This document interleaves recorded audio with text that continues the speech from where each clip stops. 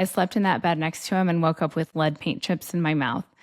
Now I look at this photo, I love that room because without that room, the dirt, the joy, the recklessness, the struggle, the fun, the passion, Andy wouldn't even make sense. This made him who he is today. Hi, I'm Lisa Joyner, wife of TV megastar John Cryer. Mega. Yeah. And I'm Morgan Walsh, married to comedy legend and great actor Matt Walsh. This is a podcast about what it's like when your significant other is just a little too significant. Welcome to Plus One. Hi. Hi. How's it going? It's going well today. I love that. Today. Yesterday, there was a harrowing few minutes in the afternoon. What happened? Well, it's very Plus One related. Okay. So I received a text message from a woman who's coordinating an expedition that Matt is on in Vegas. Mm-hmm. Now, expedition in Vegas, I realize sounds strange. Just as just as I'm saying it out loud, I'm like, where are they going? To strip bars? No, he's doing some good work, advocating for the arts. She says, hi, where's your husband? He is the only one missing from the expedition. And I'm like, wait, what now? and she goes, maybe he'll answer the phone for you. And I'm like thinking, no, he won't. I've had those moments too. Yes. Yeah. But I can't tell if he's not answering his phone because his phone is on Do Not Disturb. Mm-hmm. I'm finding that button gets hit very easily. I still don't know how to take it off, turn it on, put it on. Yeah. And I assume that that's true for Matt too. So I'm thinking, okay, he's just not answering. It could be that. So then I text. There's no response to the text. And then I do a thing. Do you get nervous at that point? Like, it's weird at that point, yeah. Yeah, but yeah, he's not answering my call. He's not answering the text. And so then, luckily, because look, we struggle with the calendar, shared calendar. Yes. We have it. It's color-coded. It should be easy. It's not. Says every wife. Yeah, every single. Then I called the front desk, but that took multiple calls because it keeps wanting to go to the reservation line, blah, blah, blah. I get to his room. It's ringing. There's no answer. And now I'm like, I'm nervous. Yeah. I'm like, and what's happening? Because I do have a habit of when Matt, like if he drops his phone and we're talking and I hear the rustling, I go to like, he's having a heart attack. He can't get to the phone. I used to, I'm better now. But if he was like, hey, I'm going to run to the store for milk, and the door would shut and I would be like, it was really great being married to him. I enjoyed him very much. There's something in me that's like, that could be the last time I ever see him. Like, wow, that's a hard way to live, Morgan. I'm very fight or flight. I definitely live in a hypervigilant state. Are you okay right now? No, my stomach is a little nervous. Where is he? Oh yeah, we haven't found him yet. I mean, we have. I haven't gotten to that part of the story yet. So then, classic my husband, he does make it to the bus. I call again, by the way. So still no one's responding. I call again, I get him, I can hear the people on the bus. But for the first minute of that phone call, he just keeps saying, what? I can't hear you. What? I can't hear you. It was just the most clusterfuck of a communication. Oh, got it. But he was just delayed walking there, and the woman got nervous, and so she texted me. But then when he did answer my call, he was like, hey, he was so jovial. And then he's like, oh, don't worry about me. He's like, you can take that off your plate. And I'm like, that we're on the other side of it now. I've already spent the last 40 minutes trying to find you. And meantime, Matt's like, everything's fine. Yes. And he is having the time of his life, and I'm worried. Classic Plus One. I think that we do as women, and there have been studies about how we internalize stuff and how when a man goes to sleep, he actually sleeps. And when we go to sleep, that's time for us to ruminate and go round and round about what we didn't do in the day and what we need to do the next day. Yeah. It's really odd. My husband and I just celebrated our anniversary the other day, and we're at that point in our marriage, in the tenure of our marriage, where people go, how long? And I'll be like, yeah, you're unsure of the math. Take away, raise, put one over the minus. Yes. Okay, but the kid was born when? Yes. It was 19 years we figured out. Oh, that's awesome. But 21 years together. So we were in New York together because he's doing a show. So I want to be with him for our anniversary. But still, there's a lot so good of you. Yes. Yes, it is. It is. At this point in our relationships, it is. Yeah. I did. I just wanted to spend it. So we had some nice plans, later in the day, but we started out the day, and I have to tell you, at 19 years, things are different. Like, I'll talk to people who've been married for 3 years, like, oh yeah, it's glass. It's the year of glass. He got me a new diamond, or whatever it is. We went to the mattress store.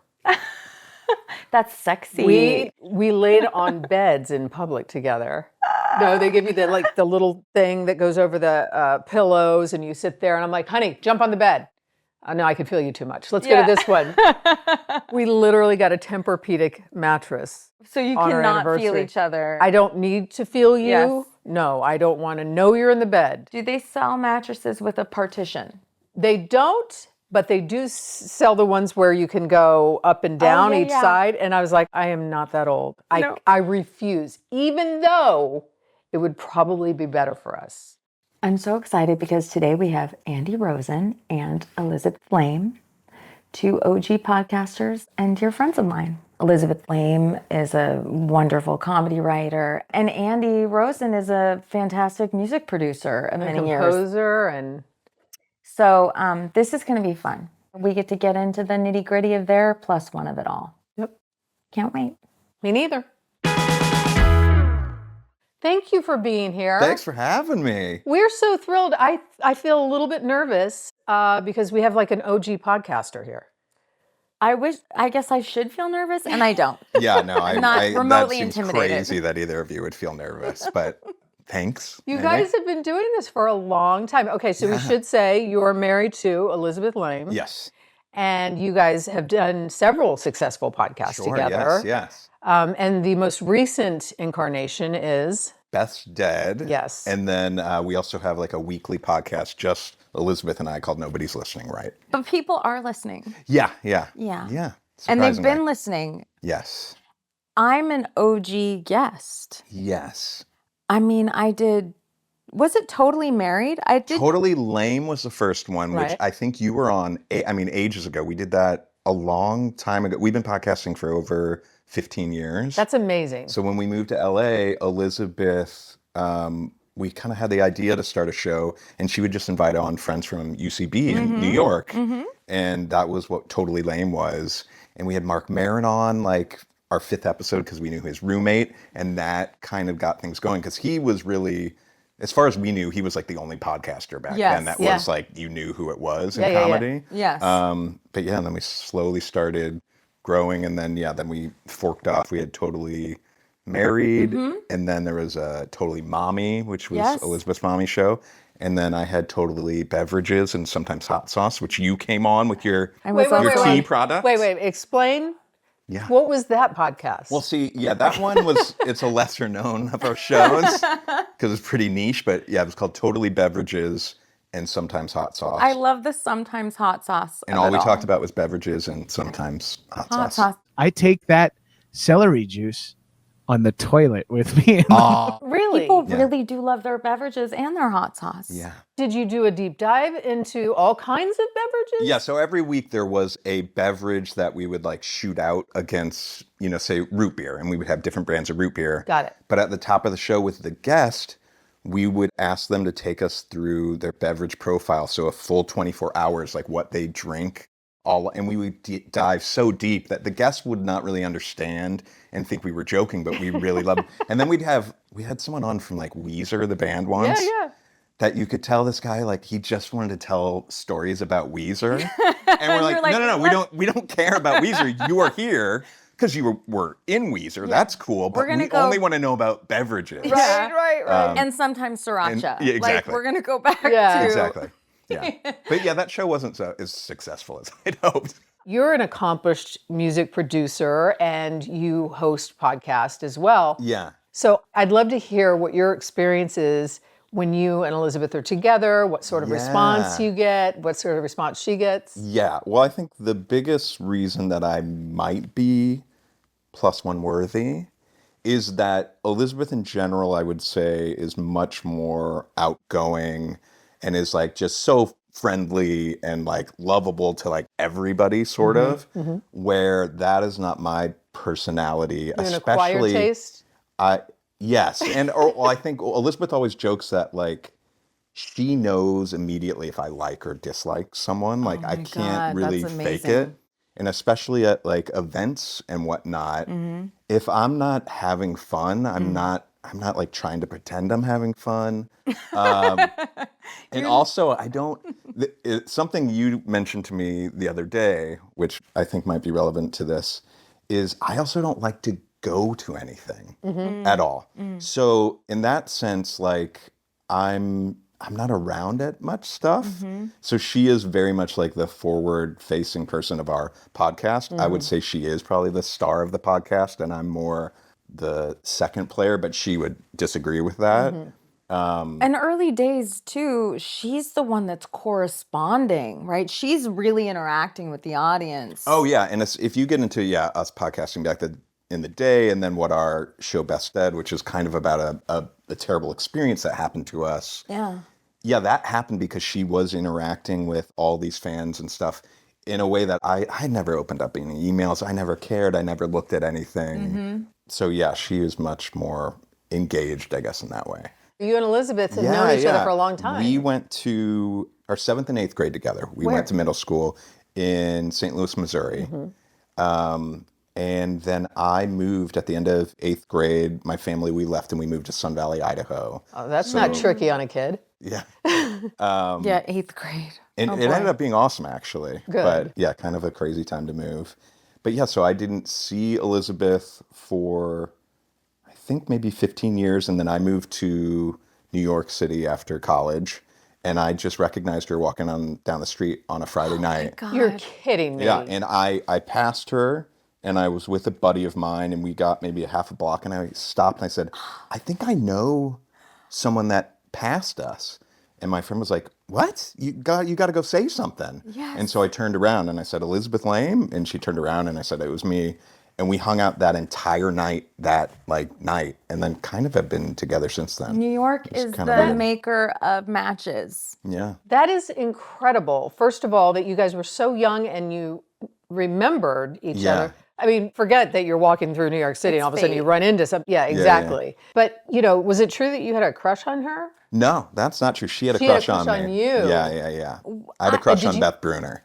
Oh. Yeah. Where's Beth now? Not doing well. No, I have no idea. I'm just We're kidding. I'm just gonna kidding. find that Beth Bruner. Beth, come on in. Yeah. Wait, I have a wild question. Yeah. I know in middle school, boys and girls aren't necessarily hanging out a lot with each other outside of school hours. But Yeah. did you meet Elizabeth's parents? So we've thought about this a lot. There are pictures. I had Elizabeth over to my house once, for sure. And so we're pretty sure that her mom met my mom. Wow. But I don't have a recollection of like meeting her parents or hanging out with her parents. But yeah, more than likely, There at was least a way in moms. which you guys crossed paths. That's so intense. And like Elizabeth was at my house with like 2 other people. It wasn't like a big party. It was just like a small get together. Yeah. So you guys really did spend time together. Yeah, we were friends for sure. That is incredible. Yeah. And if you were friendly, did you ever keep in touch past No, and I mean at that time, that was before email. cell phones I didn't and really all keep that? in touch with anybody. I mean, I can remember I had a friend, like my really tight friends who I still know now.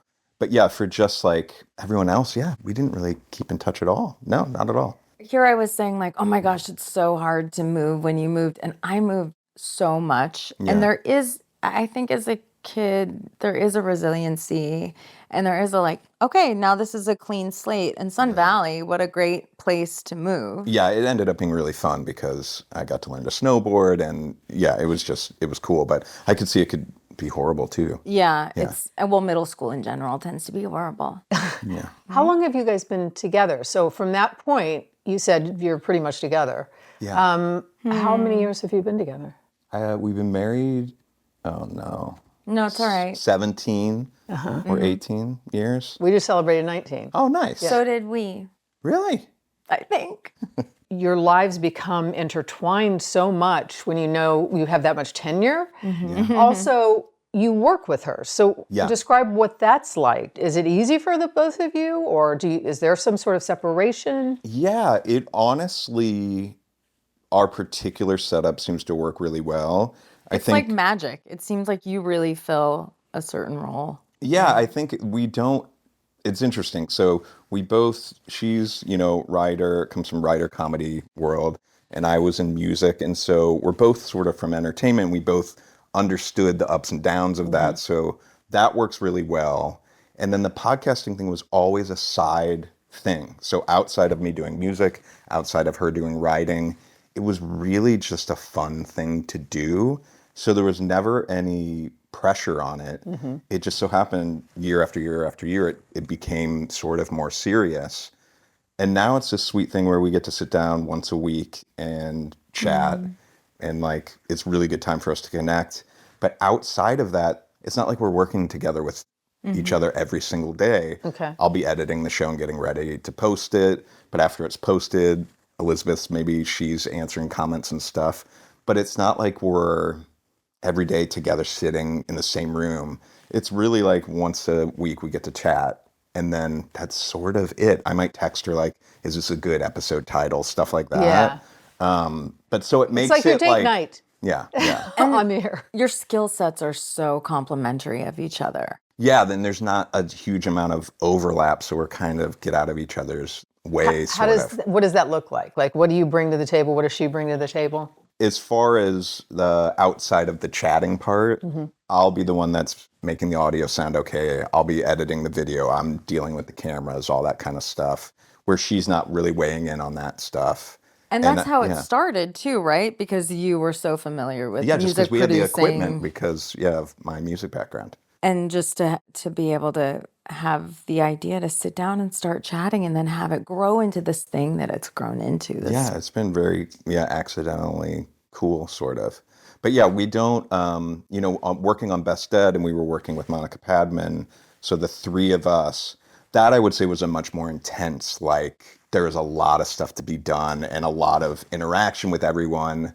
That was definitely more stressful. How so? Like, just because that was something like, oh, we're working on this together, and I'm working with my wife most days. Yeah. Like that was, I would say, more stressful sometimes. That podcast was a bit more of a hybrid. It's not a talk show. It's it's not a scripted show. It's kind of somewhere in between. Exactly. So that in that regard, Elizabeth and Monica, but like we should say Monica Padman. She also does the Armchair Expert with Dak Shepard. Yeah. So. But like Elizabeth, for example, is much more involved in the editing and writing on that show. Okay. So there's just like a lot more collaboration and communication with everybody.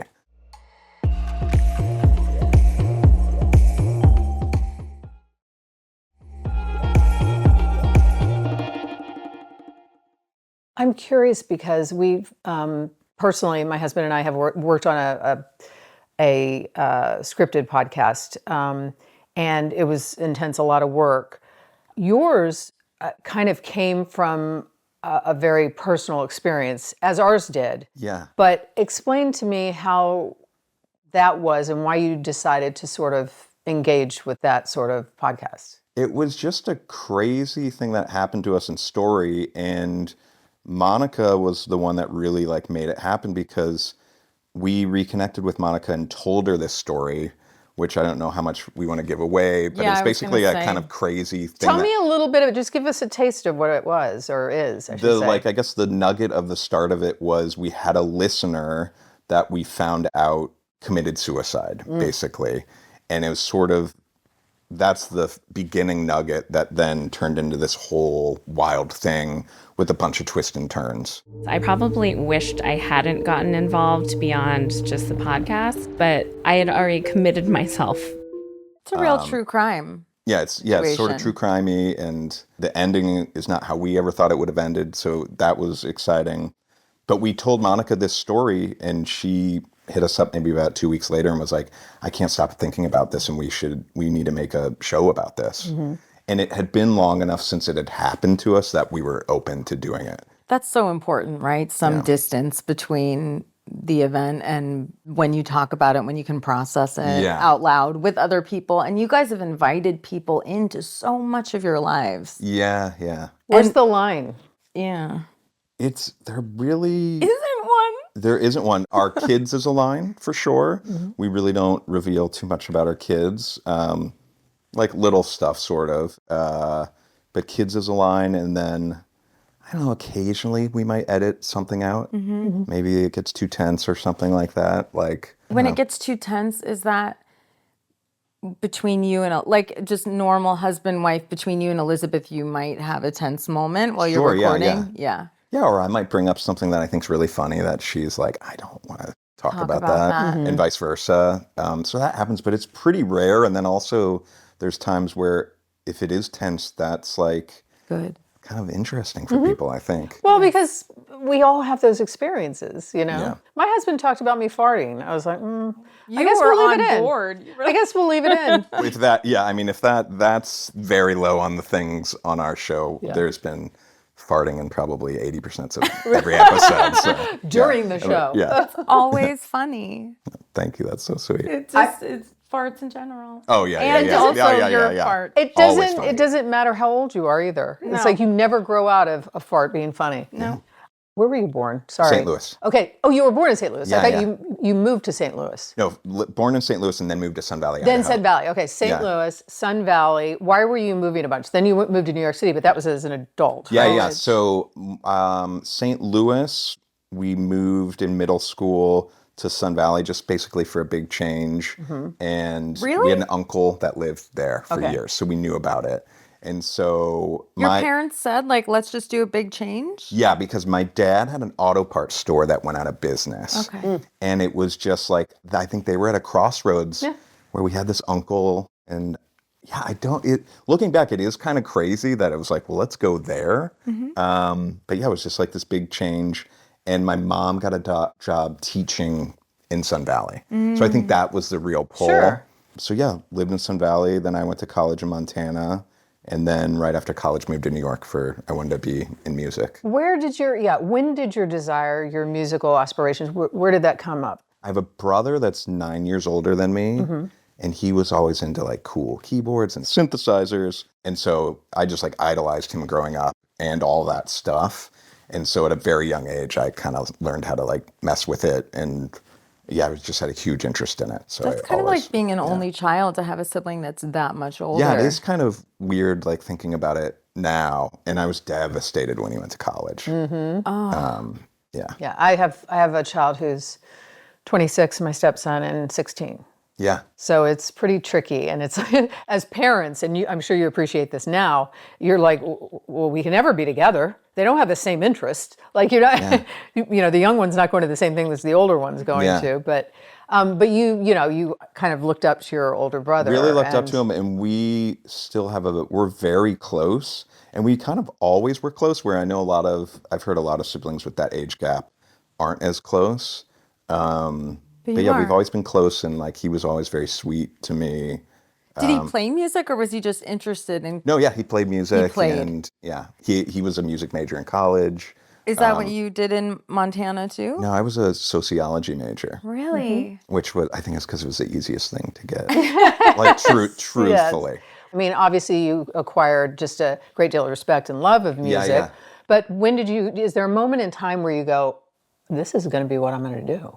I think even when I was in college, it's all I thought about. It's all I did. And it was like, I moved to New York right the day after I graduated, I think. It was like... From Montana? Yeah, I was like, we're going to New York. Like, I ended up living with a friend from high school.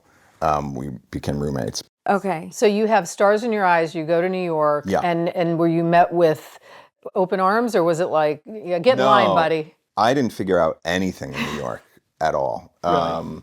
Except for your future wife. Yeah, and life partner. Yeah, found future wife. Yeah, exactly. But professionally, didn't really figure out anything at all. I had a band. I guess we did tour, like we played a cool festival in Iceland and stuff. But that was like the extent of it. It wasn't until LA that the pieces started coming together. What's your favorite thing to play? What instrument? Probably guitar, but I probably play that the least. I'm also like a big keyboards and like synthesizers, computer, kind of trying to do everything kind of guy. So not very good at a specific thing. Yeah. And that's how I kind of ended up being a producer, because I kind of was good at a lot of things, but not great at them. Yeah. And your ear must be good. Yeah. But I can't like sit down and like rock out, play something on the piano, like with sheet music or anything like that. But I can get by. Producing, you obviously have a sharp ear. You must be able to identify artists that you want to work with or people. How has that been for you? Are there particular projects that you worked on that you were like, oh my God? Yeah, for sure. When I started out, one of my first managers in Los Angeles was this guy named Ryan O'Donnell, and his company managed the producer that did Lady Gaga's first album. Oh, wow. And so that was a really exciting, it was a really exciting time at this company. And Lady Gaga was, she was a complete unknown, as was this producer named Red One. And so they were really like, we need to help you find new artists like Red One did. And so Ryan helped me find an artist named Meg Myers, who I ended up working with for a long, long time. And we had a bunch of success together. So that was really exciting, like finding somebody and like starting from zero, sort of, a complete unknown, and going on that journey. So that was really fun, but also a ton of work. And then after that, I've done like some of that, but then kind of also started finding myself gravitating to artists that were a little bit more established. Because you worked with like Britney Spears and Katy Perry, correct? No, I did remixes for them. Oh, okay. So yeah, and some of those were like official remixes. Just say that you're connected to them now forever. It's funny. I know, it's funny. But it's funny, it is in LA, it is funny, like where you see credits, and then when you like dig deep on credits, you're like, that person didn't work, like didn't do that. Where like I'm just so shy about that stuff, but it is like, oh no, I have like official remix credits for some big artists, but I never say I worked with them, because I'm like, I wasn't in the room with them, but yeah. I know. But like Meg, for example, what was it? Is Desire, was that one of the tracks? That's probably her biggest song. Yeah. I mean, how do you make that jump from New York, and I'm not sure how long you lived there, but to come to LA? Yeah, we just decided, Elizabeth and I knew a music manager out here that ended up being worthless. Elizabeth had a manager out here that when we got here, like ghosted her. So we thought there was reasons to move to LA. I knew someone at MTV, like just knew someone at MTV. That was reason enough. We got to go to LA. But yeah, so we got here, nothing was happening. So how long were you and Elizabeth together in New York before you made the jump? I want to say probably 2 or 3 years. Okay. Yeah. So you were very together. Yes. And then you were ready to take And this. she was probably writing, correct? Same thing, yeah. She was at UCB doing, what was it called, Maud? Do you remember that? Yes. Yep. I wasn't in New York at UCB, but I know that how involved she was, and I know about Maud. And she had like, one woman show at UCB and stuff like that. So yeah, she was kind of focusing on that stuff. But yeah, and then we had a lot of friends in our circle that were New York people that were started going to LA. That was another big thing where it was like, there was a mass exodus, really. All these UCB people were going to LA. So I think that was another pull, like, well, do we need to go to LA? I mean, we know that guy at MTV. Exactly. And UCB very intentionally had set up, as Matt called it, like this clubhouse, this LA base for hanging out, for people, for friends to get together and be able to throw up shows and start again here, Yeah. And the timing was so perfect, because it did become ground zero for so many talented people. It's crazy to think. All the people that came out of it. Oh my goodness. Yeah. I mean, especially I feel like Elizabeth knew all those people, and that is like our friend group now. Yes. For sure. But yeah, like thinking about it for you and Matt, I think that even more of those people of that era, that it's like, it is wild. It is wild. Yeah. And it's an awesome thing. It's the people, they met their spouses there. Yeah. They had their lives changed from this little clubhouse comedy theater. And when things were crazy for a while, it was funny to say, like, this is a comedy theater. It's like part comedy theater, part church. You know, that's how Matt described it. It's interesting too, I think, getting Albeit to at most Presbyterian. the but getting to the +1, I never have felt like the +1 of like the maybe feeling like less than aspect, which I remember moving to LA and going to a music event with like a manager friend. And I remember meeting people and them being like, what do you do? And be like, I just moved to LA, I wanna, and just see their eyes glaze over and they start looking around, And right? they scan the room. Right, exactly. The classic kind of LA thing. Yeah. So I experienced that a little bit right when we got here. But what I will say is this group of people, these actors and writers, I don't know if it's just like something about this group of people. There really isn't much of that. So I never felt intimidated about going to any of these parties or anything, or like once people in this group started becoming famous, no one was ever like an asshole or weird, which I think might be unique. It's a magical experience, though. I mean, you have those so infrequently in life. And it's not that typical LA stereotype that you hear about, which I assume really does still exist probably in some circles. I think there is a family feeling. I know people who maybe feel different in their nuclear family or in their everyday life to be able to find, to choose a family. Sure. And I also think about, if you're thinking about like the social aspect of it, of course there's going to be people you don't like and jealousy and stuff like that. But as a whole, I think whatever... it's a little bit island of misfit toys. Yeah. Like it's people who In a good maybe... way. In a great way. Yeah. It's like people who maybe didn't feel like they gelled with everyone in the outside everyday world in that microcosm felt right at home. I mean, isn't that what most artists feel? You know what I mean? It really is. It's like the theater kids, you know, it's like, oh, the misfits, and nobody really appreciated them in high school, you know? Yeah. But there and is you found your people. Yes. But there is a one for all for one vibe Yeah.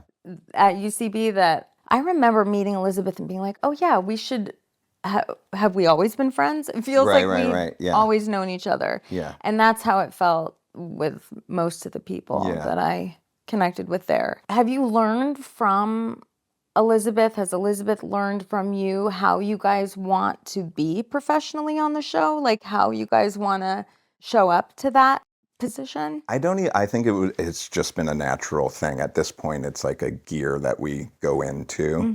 You know what I mean? So we really try not to overthink it. Okay. Because she said she taught you everything you know. Of course. So. But I don't know. It's just, it's like second nature now. And we do try to keep things like very real, but then I'm sure the gear is a little exaggerated. Yeah, do you know of course. what I mean? Yeah, sure. Yeah. But like I do think we truly do kind of forget that the mics are on and the cameras are on. May I ask you about, because your children are becoming old enough to realize, you know, sort of what you guys do, and it's fascinating. They do not care. They don't care. So the perfect story of this is there's a show that my kids watch. Okay. Animated? No, it's a live action show. Okay. Are we talking like down. a PM situation? Is it a nighttime? No, it's like a family-friendly show. Okay. And I'm really sorry I can't think of the name.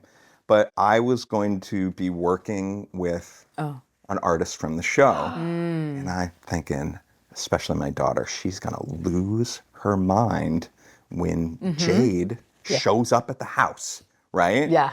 You're in. And I'm like, this is going to be the coolest thing ever. And like, nothing. And my daughter loves this show.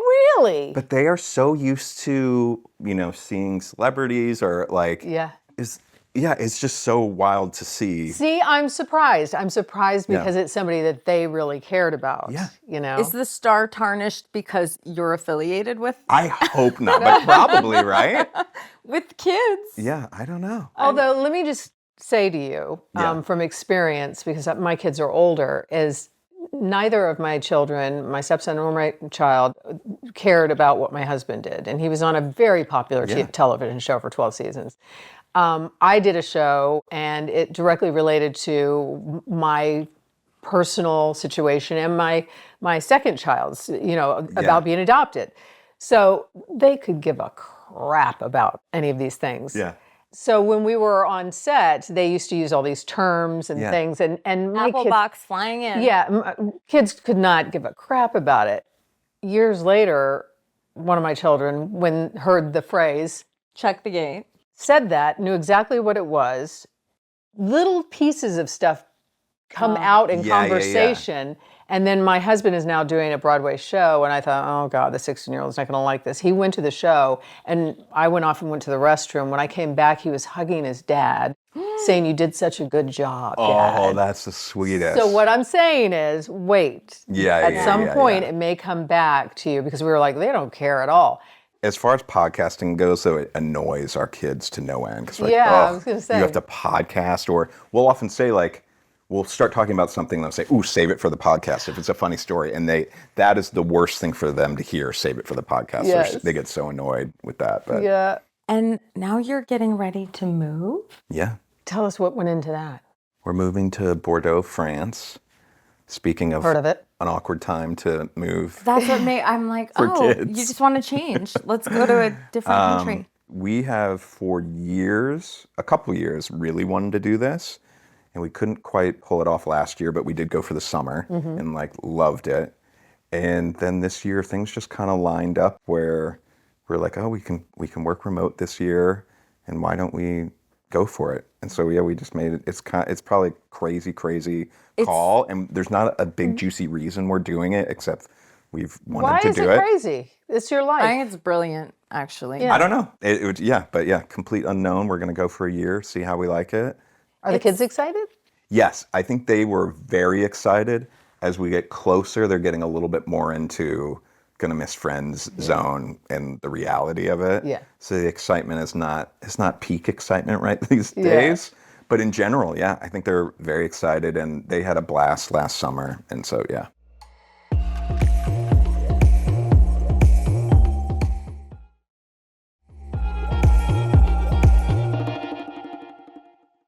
We are so happy because Elizabeth is here. Oh no. I can't wait to meet her. Hi. Hello. I feel like I'm popping in on, when people are talking about you and everyone gets awkwardly quiet. That is exactly what you did. That's Great. exactly what's been going on. It's been cathartic to explain what living under your shadow has felt like for so many of these years. The enormous shadow I cast. I am just blown away by the reintroduction that you guys got on the streets of New York. That is that is fate. What went through your mind when you heard your name being called? Well, I didn't recognize him initially because I don't know if he told you that when I knew him, he was a tiny pipsqueak. And so, I was like, who is this running up to me? And I was going to my graduation from bartending school party. So I thought, is this something involved with do I know this person from my 2-week school I took and crushed? But then once I realized it was him, I literally tackled him. I couldn't control my physical reaction because he was he was my biggest crush I had. He had a crush on Beth Bruner. Yeah, we talked about that. Yeah, we talked about that. We Googled her. She's lovely. I love that pause. But okay, so you had a crush on him, and was it 8th grade that you guys kind of sort of lost track of each other? Yes. And the fact that you guys were in middle school and spending time together, I do marvel at this. That you came over to Andy's house. Oh yeah. I was like, any chance I got, and good friends with him also, and his best friend Josh, who I think had a crush on me. Yeah. So, Is there a love triangle still happening? Is Josh trying to get in on Elizabeth's I don't action? think so. God love him. Now we're really close friends, and I think the spark is gone. Okay. If I'm going to be Just honest. checking. Just checking. Andy said that he takes a little bit of a backseat because he's not quite as social as you are. Would that be accurate? That is accurate. Yes. I don't know if it's also men. Yeah, that's a safe Stereotype? a stereotype, I think. Because I feel like this is really common with my friends. Like, we are all very social, living in Los Angeles. You really have to put a lot of effort into making plans, then knowing there's a 50% chance they'll get canceled at the last minute, and keeping plans. It feels like a minor miracle. It's a true investment of time. For me, absolutely worth it. And then for Andy and other guys I know, they have a handful of close friends that they go and play disc golf with like once every 6 months. No, Andy, is that not right? I mean, I have one friend that likes disc golf. I don't want to be characterized as a disc golfer is what I'm shaking my head at. But you're fine with the characterization that you have like one or two friends. Yeah, she had like this very sweet like going away party, and then my version of that was going to lunch with one friend at Buffalo Wild Wings. So that's the difference. That really summarizes our social lives. Yeah. No, I think women are more community-based for sure. I mean, somebody sent me something on Instagram that said as much, and so I believe it's true. It's true. So it's true. Always true. Always. I can't believe you guys are moving away. I refuse to accept it, and also I'm impressed and proud. Oh, thank you. Well, What are you feeling right now? Just really, overwhelmed. I think knowing that we're leaving is making me feel, we're all having very big feelings. Feel so appreciative of like everyone here, everything here, even our house, which for the last few months I've been seeing all of its imperfections and things that I'm updating for renters, that I never did for us. But now I'm like, oh, this is a sweet house. Like, I'm going to miss it. So I'm kind of I'm about to miss a lot of stuff stage. And then I think once we get on the flight, I'll be in the excited for what's next stage. It's so good. It is the thing that your kids are going to recount all through their adult life. They're going to say, oh, for yeah, better or worse. When we moved to France for a year, it's the best school. It's the best education you could possibly give. Elizabeth, were you the driving force in starting to do these podcasts, or how did they all sort of manifest? It really was a collab with me and Andy. When we moved to Los Angeles, probably 17 years ago, from New York, because of the social structure, I was feeling really isolated because I wasn't used to having to plan 2 months in advance. And Andy, you can meet anybody on the street. You met Andy again on the street. That's right. Yeah. So there's no bumping in and going, hey, do you want to go get sushi? And feeling very depressed. I think when we first moved to LA, it was pretty depressing. Andy was getting into music production and had all the equipment, and we were on a drive talking about this. And Andy listened to this podcast called Too Beautiful to Live, which was actually a public radio show. Yeah. And he said, we could do something like this. There's this new fandangled, not his words. And I thought, oh my gosh, that's so great because we could have our funny friends over. So give them a reason. All of these career obsessed funny people, they'll come over and talk to us because we're going to put it out there. And that's exactly what happened. And I think it, at the time, really helped me come out of a funk and made me feel like I was in touch with people and part of a community, which was great. Andy, did you tell them about this song? What song? Part of us meeting? Oh, no. We want that. Do tell. So rewind from when we bumped into each other like 3-ish years.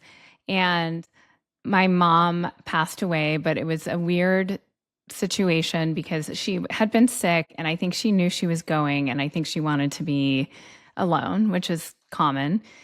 And she sent me and my sister to St. Louis. My parents had moved out here for my debutante ball. I wasn't into that at all, but she that was her literally dying wish that I go and be there. So of course we went.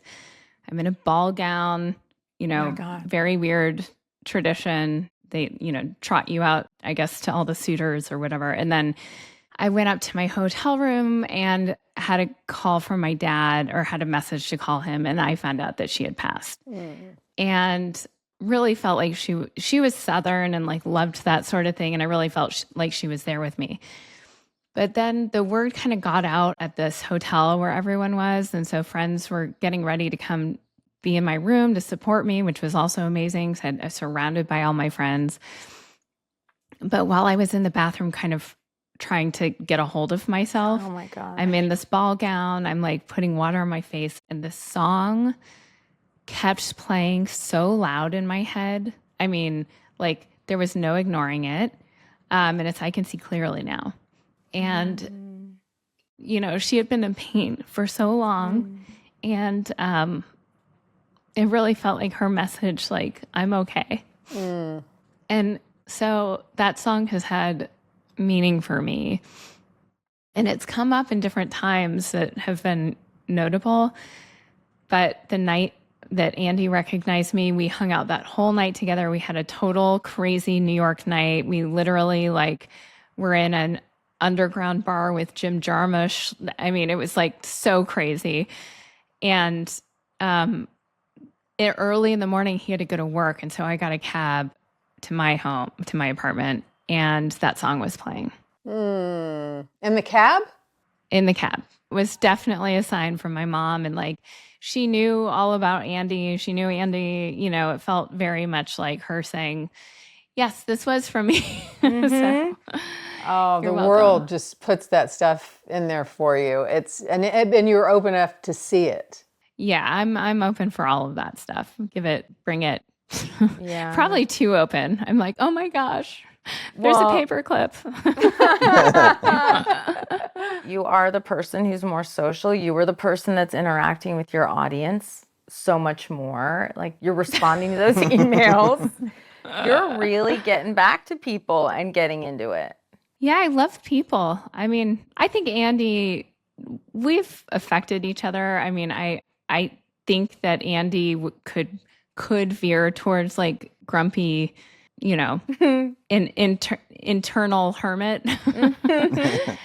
And I could veer into someone who would be in a cult. It's kind of amazing. I'm not, I think he grounds me and keeps me. Also, I think without him, because I put such a premium and I put friendships on such a pedestal, I put people, I value people's opinions so much more. I really admire Andy does not give a fuck about what people think about him in a way that I find so refreshing. And I'm so swayed by people's opinions around me, and I really need validation in my work and stuff. And it's so annoying. He does work that he likes for himself, and that's it. He doesn't need other people to say, it's amazing or whatever. So he's helped me, I think, with mental health, not leaning too far into other people's opinions, or that my identity or my worth is in any way tied to whether I'm getting validation or not. From these random people who don't even know you.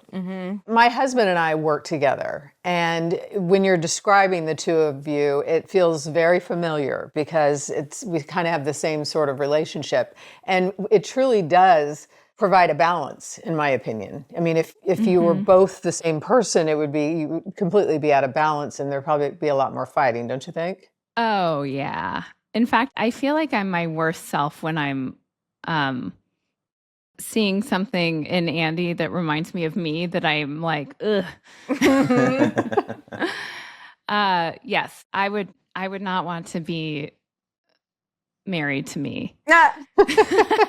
You do get along so well considering how much of your lives are intertwined. Yeah, and honestly, that's what makes this whole France thing feel feasible. I have so much fun hanging out with Andy, so much fun. And he makes doing things that aren't fun, it's going to be stressful there, and interacting with parents at school or going to certain things that you're like, oh my God, this is going to suck. I know it is. But knowing he's there and knowing that we get to work our way through it together and then post-mortem together and all of that stuff makes it exciting and fun. And like, I couldn't do this with someone I don't genuinely just want to spend all my time with. Yes. Yeah. That makes all What the we're gonna be difference. doing. Yeah. Elizabeth, when do you feel like a +1 to Andy? Never. Never. Well, I feel like we're also, I don't think he feels like a +1 all that often. Maybe if he's like in my big group of friends, but by now he's friends with all my friends. And I was also saying how sweet your whole social circle in general is incredible. Yeah. yes, very genuine people. Like, we don't often find ourselves at events or situations where there's like people putting on tons of airs or anything. Yeah. And if we were together, no one's going, "Oh, Elizabeth Laime and that guy." But I don't really feel very often like a +1 to him. Maybe like music events and stuff, but I try not to go to those anymore. So there was like the super producer's birthday party, I think probably a year and a half ago. That was the last time I really felt like a +1. Yeah. Is the music crowd different than the comedy crowd? Oh, yeah. Way different. Yeah. Way different. It's really a lot more obnoxious. Yeah. Really? Yeah. Because it's usually there's a lot of youth around that is so desperate to be famous, sort of. So that's an aspect of it. I didn't think about And that. then there's the older people, and probably me too, are all trying to be way cooler than they should be trying to be too.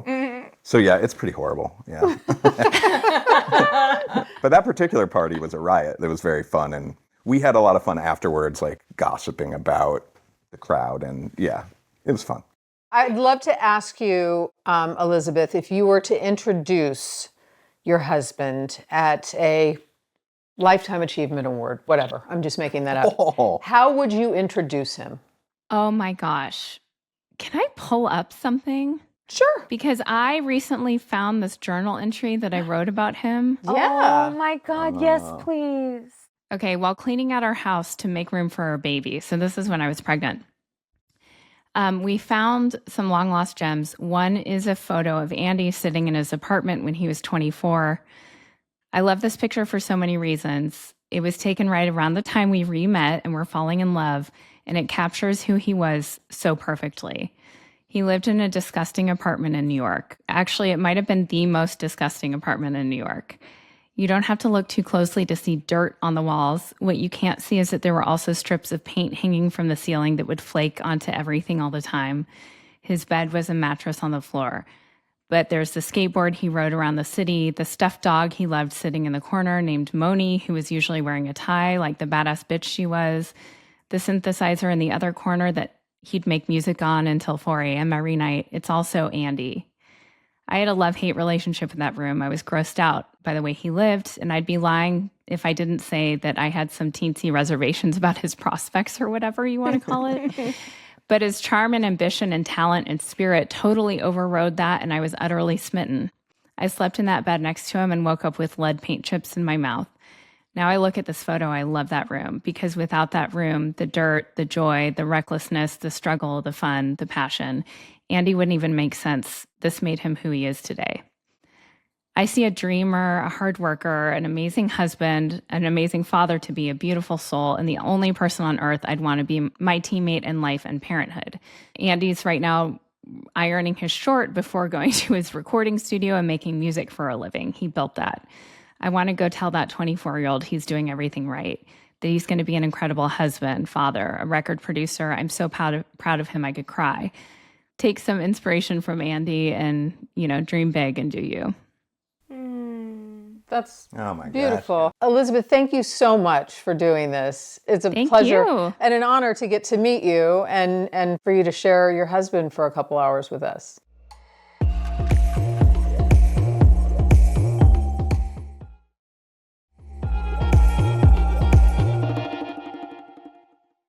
If Elizabeth was unavailable and you had an event to go to, who would you pick, living or dead, To come with me to to be the your event? +1? Ooh, like maybe the guy that started Costco or something like that, or like just something so random that like, oh, I get to ask this guy crazy questions about this thing, or some inventor of something, but something mundane. Because usually people don't like to entertain me when Elizabeth has to deal with a lot of me. Like, I like to go deep on weird stuff sometimes. So I could talk about Costco for hours, or beverages and sometimes hot sauce. Yes. But yeah, maybe some sort of random thing where I thought, ooh, that would be interesting to kidnap that person and make them answer my questions. Yeah. Yeah. And how would you like to be known? Ooh, that is a great question. Thank you. Long time, my identity was so wrapped up in like my music career, which has been a struggle up and down and whatnot. But I think in the last few years, I've really started to detach from. So it's much harder to answer that question these days, because there was part of me that was like, would want to be known for specific music achievements and whatnot. But yeah, I guess now of just being, like a good guy, good hang, good dad, good husband. Yeah, I'm starting to care way less about all that stuff, or trying to. Well, it's an interesting question because you can kind of tell where people are in their life. Yeah, and I think so much happens I love getting older for that reason, I think. Because, boy, it starts getting easier to stop caring about so much stuff that so much energy went to before. Well, this has been absolutely extraordinary Thanks for for me. having me on. It's so sweet, and you guys are both amazing. Really have enjoyed this. Yeah. We'll do a remote from Bordeaux. Yeah, About to say that. We're going to zoom in. And I would love for everybody, anybody, all of you people to tell us what you think, who you want to see as a +1. If you have any suggestions, if you have any stories of being a +1, anything interesting that's happened to you as a +1, we would love to hear. Where do they go to? They go to Lisa and Morgan Pod. No, they go to +1 with Lisa and Morgan.